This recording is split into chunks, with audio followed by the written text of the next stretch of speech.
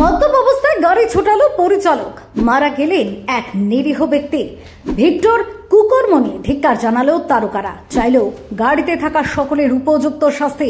নিন্দার স্বরূপ টেলি তারকারা। আমি ঘটনাটার সঙ্গে যুক্ত ছিলাম না। হ্যাঁ, আমি অবশ্যই পার্টিতে অ্যাটেন্ড করেছিলাম, বাট পার্টি থেকে ফেরার পরে আমি আমার শুটিং করে ফিরছি অন্য গাড়িতে, ডিফারেন্ট কারে, এবং যে ঘটনাটি ঘটেছিলেন তারা অন্য গাড়িতে ছিল, সম্পূর্ণ সেপারেট একটা গাড়িতে ছিল। তো সেইভাবে আমি যুক্ত হচ্ছি না। তো এইবার আমি ড্রিঙ্ক অ্যান্ড ড্রাইভ নিয়ে একটাই কথা বলতে চাই এই বিষয়ে যে দেখুন, সে আমার পরিচালক হোক, যেই হোক, আমি কখনোই এটাকে সাপোর্ট করবো না। কারণ আজকে ড্রিঙ্ক অ্যান্ড ড্রাইভ করতে গিয়ে একটা মানুষ এইভাবে গাড়ি চালালো, এতগুলো লোককে ধাক্কা মারলো, একজন মানুষের প্রাণহানি হয়েছে। এর থেকে বেশি নিন্দনীয় ঘটনা তার কিছু হতে পারে না। রবিবার সকালে ঠাকুরপুকুর বাজারে এক ভয়াবহ দুর্ঘটনার প্রতিবাদে নিন্দার স্বরূপ গোটা টলিউড। মদ্যপ অবস্থায় গাড়ি চালিয়ে এক নিরীহ পথচারী আমিনুর রহমানকে পিষিয়ে দিলেন পরিচালক ভিক্টর। অভিযোগ উঠেছে, সেই সময় কোনো পুলিশ তাকে সাহায্য করতে এগিয়ে আসেনি, এমনকি বিভিন্ন হাসপাতাল ঘুরতে ঘুরতেই পথেই মারা যান তিনি।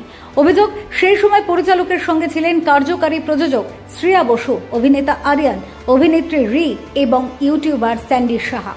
এমন ঘটনা চাউর হতেই ছিচিৎকার পড়ে গিয়েছে সর্বত্র। শুধুমাত্র মদ্যপানই নয়, সেই সঙ্গে ওই গাড়িতে 7টি মদের বোতল এবং গাঁজার কলকে পাওয়া গিয়েছে বলে জানা গিয়েছে। তবে এই বিষয়ে পুলিশের এফআইআরে কোনো উল্লেখ ছিল না বলেও অভিযোগ উঠেছে। আর এই ঘটনার পর থেকেই দোষীদের উপযুক্ত শাস্তির দাবি জানিয়েছেন ট্রেনার সাহা থেকে শুরু করে রাহুল, রূপাঞ্জনা, স্বস্তিকা, এমনকি সাহেবরাও। রূপাঞ্জনা জানিয়েছেন, যারা ওই গাড়িতে ছিলেন তারা তো কেউ ছোট বাচ্চা নয়, সকলেই প্রাপ্তবয়স্ক। আর তারা কেমন নেশা করেছিলেন যে সারা রাতের পর সকাল 9টাতেও তারা হুঁশে ছিলেন না। তাদের এমন আচরণ মানা যায় না। সেই সঙ্গে অভিনেত্রী বলেন, কার্যকারী প্রযোজক শ্রেয়া বসুর একটি ভিডিও ভাইরাল হয়েছে, যেখানে নেশাগ্রস্ত অবস্থায় আলু থালু শরীরে তাকে রীতিমতো ধাক্কা মেরে টেনে পুলিশ ভ্যানে তোলার চেষ্টা করা হচ্ছে। যদি সে চালকের আসনে না থাকে এবং তার চেহারা এবং পোশাকের ধরনের জন্য যদি তার সঙ্গে এমনটা করা হয়, তাহলে সেটাও কিন্তু নিন্দনীয়। স্বস্তিকা বলেছেন, আরও এক অভিনেত্রী যিনি পালিয়ে গিয়েছেন, তিনি কোথায়, তাকে কেন ধরা হচ্ছে না?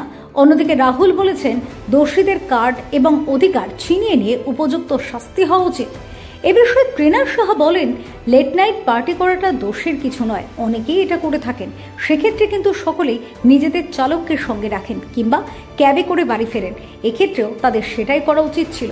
যদিও এই ঘটনার পর ইউটিউবার স্যান্ডি সাহার সঙ্গে যোগাযোগ করা হলে তিনি বলেন, তিনি সেই পার্টিতে থাকলেও দুর্ঘটনার সময় ওই গাড়িতে তিনি ছিলেন না, তাই অযথা যেন এই ঘটনার সঙ্গে তার নাম জড়ানো না হয়। তবে গোটা ঘটনার তদন্তে রয়েছে police. Bureau report, talk to time.